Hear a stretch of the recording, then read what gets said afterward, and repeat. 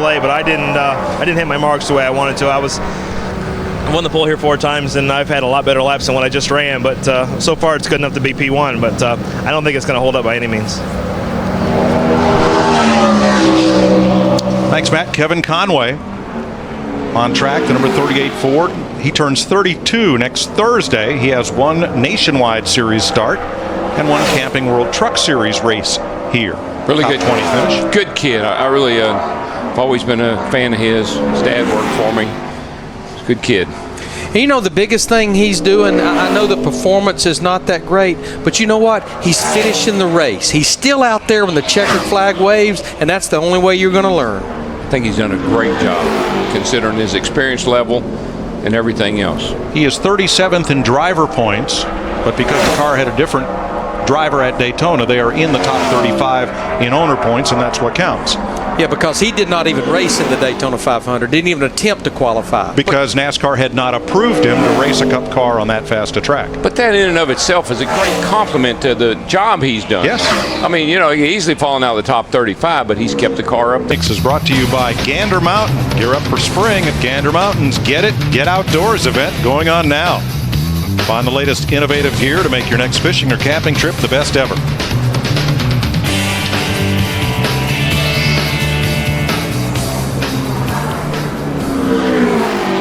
Travis Kvapil, this 34 car, struggled in practice earlier. First lap 27.71, puts him 23rd quickest. This car right now is just barely inside the top 35 of owner points, just 54 points to the good right now over Robbie Gordon.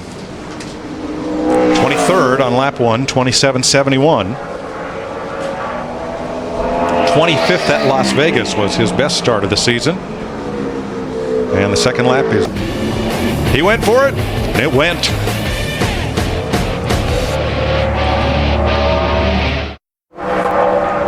Sprint brings you an inside look at what's happening now inside the NASCAR Sprint Cup Series. Jimmy Johnson comes in as the point leader with 898. For more, check out NASCAR Sprint Cup Mobile at sprint.com/speed. David Gilliland will be our next qualifier. 16th is his best start of 2010. That came at Bristol. He has 1 top 15 start at Phoenix. That came in his first race here in 2006. He's 23rd on lap 1. He definitely becomes the fastest of the Front Row Motorsports group. Now, Dick Bergman, you've seen him running up and down pit road. He continues to gather information. We feel like turn 3 and 4 really has not changed as far as probably track temperature, but already down in turn 1, the middle of 1 and 2. Hang on. Watch the best of NASCAR on Speed Shows online on demand. Go to the video section of speedtv.com or NASCAR.com each weekend for interviews, highlights, and race recaps from your favorite speed programs like Trackside, Race Day, Victory Lane, and more. Johnny Sauter trying to get this second Tommy Baldwin entry into the show. He has 7 Phoenix starts. Last one here was November of 2008. Did not make the show at Martinsville because time trials were rained out. Yeah, and he didn't qualify at Auto Club Speedway, the second race of the year, so he's trying to make his first start of 2010. Just saw Jack Roush walk over and congratulate A.J. Allmendinger. I think it might be a little premature, but most likely he's okay. 32nd for Sauter. Now, I don't feel as good about that 27.35, Larry, as I did about Robbie Gordon's 27.26. That 10th could be a big number difference, no question. Johnny was not quite quick enough in practice to make this show. One of the slowest 4 of our go-or-go homers. And the second lap is not as fast. Not moving. Nope. From a 35 to a 53.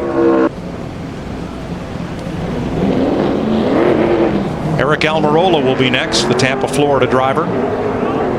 Second in the Camping World Truck Series standings with 2 nationwide and 2 truck races here. Now, he attempted but did not make the show at Daytona or Atlanta for James Finch. And a lot like Johnny Sauter, really was not quick enough in that practice session that he showed any signs of being able to get in this show. I think he can do it. I'd like to see a lap in the 20s to feel pretty good about my chances right now. The low 20s right now. Yep, 27 20s. No, he's not going to do it way up there, I can tell you. just didn't turn. Looked like the front end just would not stick. Went up the track in 1 and 2, and that's where the most grip is. Yeah, this is definitely, I think, going to be the slower of our 3 go-or-go homers it's been so far, so he'll have to try to dig a little deeper on his second lap. Not too deep, though. 34th with a 27.47 for Almirola. Much better. He really needs about 2/10. No, he got through 1 and 2 that time much better. That first time in there, the car didn't stick at all. Washed up the hill, and he recovered nicely. That 1 and 2.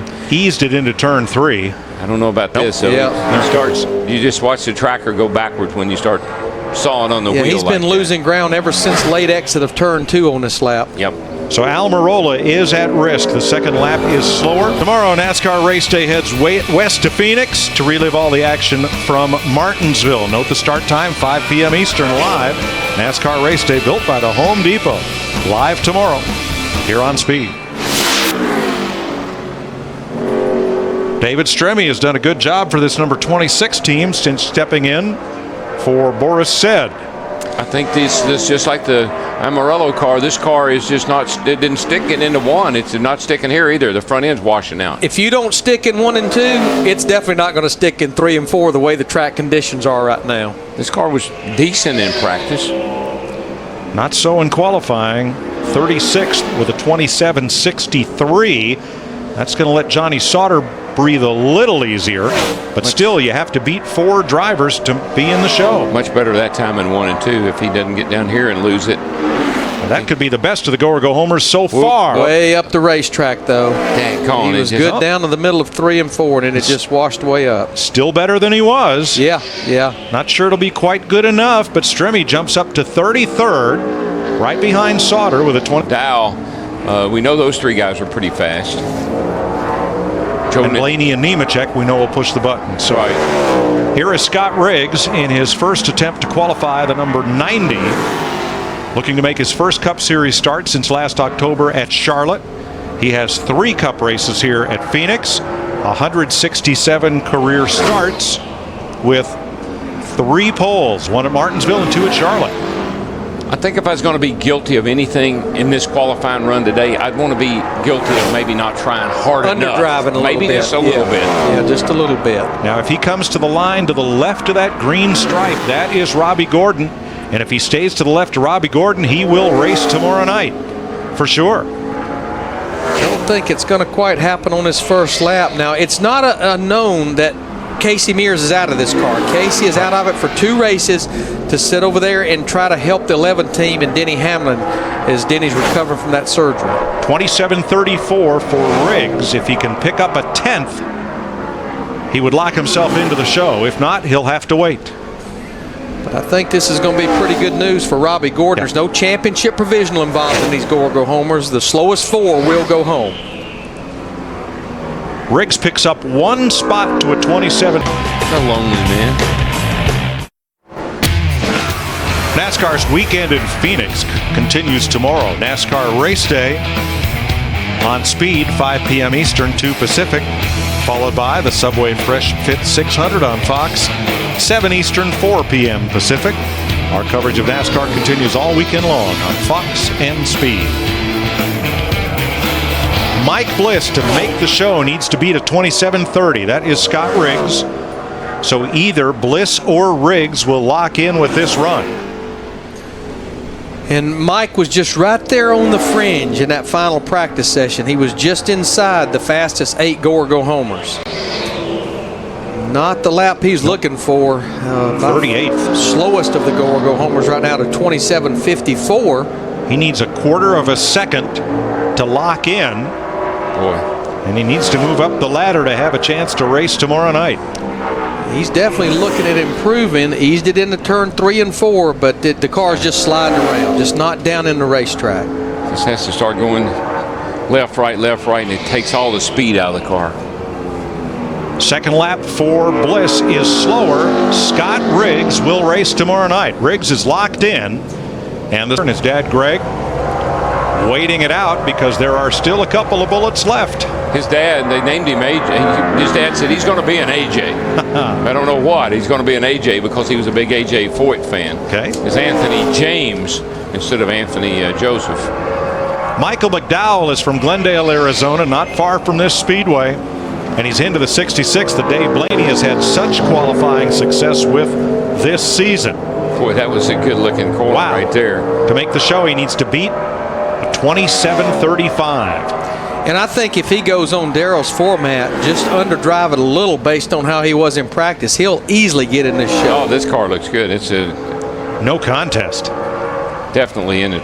Michael McDowell will get to thrill his hometown fans starting from perhaps 12th position with a 27:04. This piece here, this 66 car, it surprises us so many times in qualifying. I mean, Blaney has had this car in the top 10 a lot and in the top 5 at Bristol. And looking for more.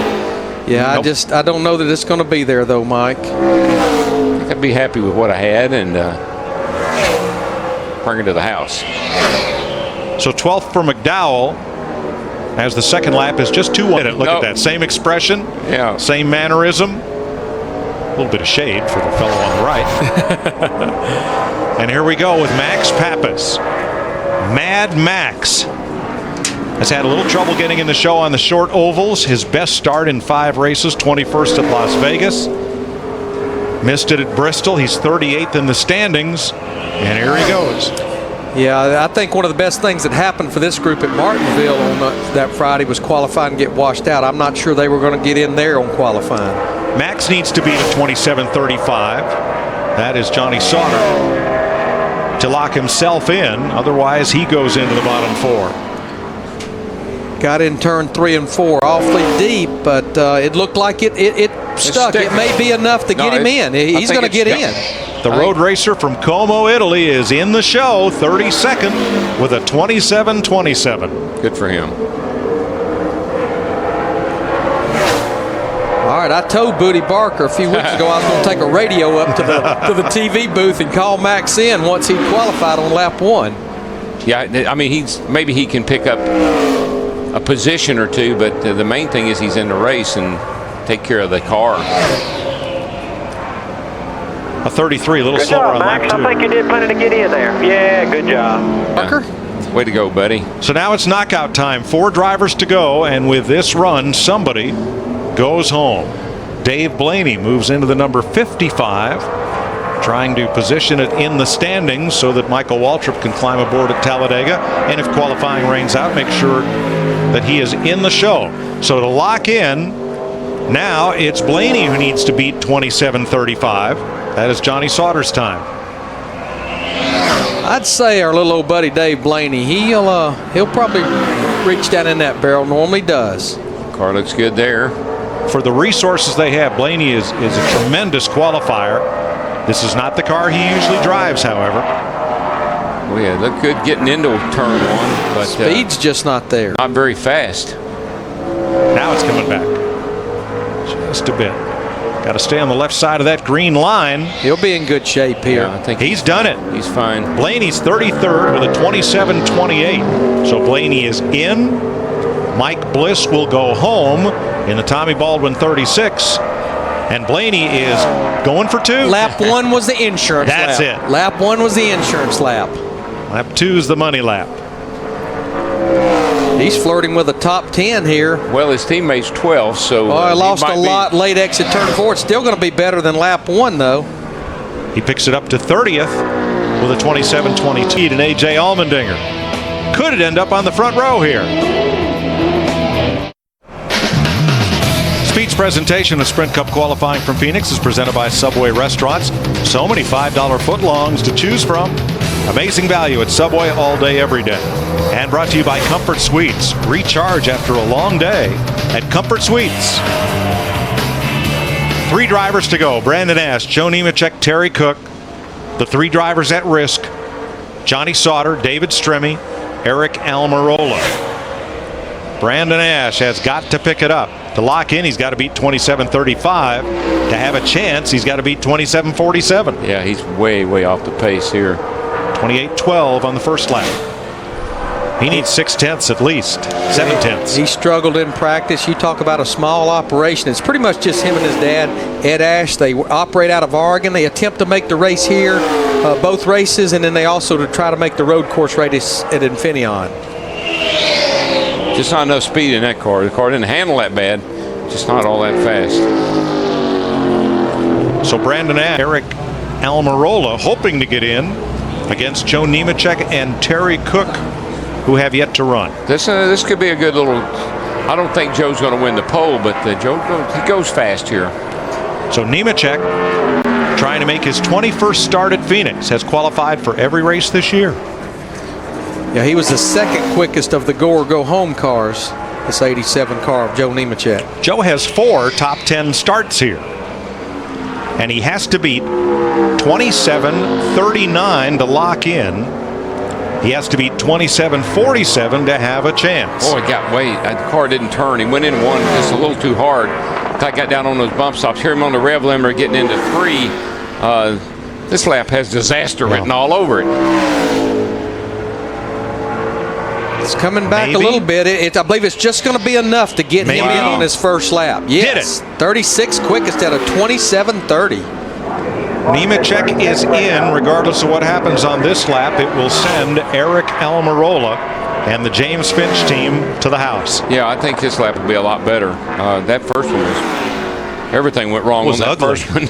But it worked. Oh, this is going to be a lot better lap for Joe Nemechek. He's working on being about the second quickest of the go or go home guys. Nice lap. 18th for Nemechek with a 27. Nice pickup for him. And it comes down to Terry Cook, raising awareness for autism. And he has to beat David Stremme's 27:39, or Stremme will race tomorrow night here in the desert. Terry Cook, best start in 16 Truck Series races here, 4th in 2002. So he needs to run faster than a 27:392, which is what David Stremme's second lap was. A little wobbly there off the corner, but still looks like pretty good speed. All comes down to 3 and 4. Eased it in there. He did, yeah, which is sometimes a good sign. Well, it should help him off here if he can get off this corner and gain a little speed. And It's right there on right top on the of line. Did it. 27:37 beats Stremme's 27:39. Terry Cook will race tomorrow night. David Stremme will go home disappointed. 2/100ths of a second. But I like what he did. He didn't overdrive the car. Got it in the corner nice and easy and then accelerated hard up off the corner. 14/1000ths of the second is the difference between racing and riding home. He does pick up another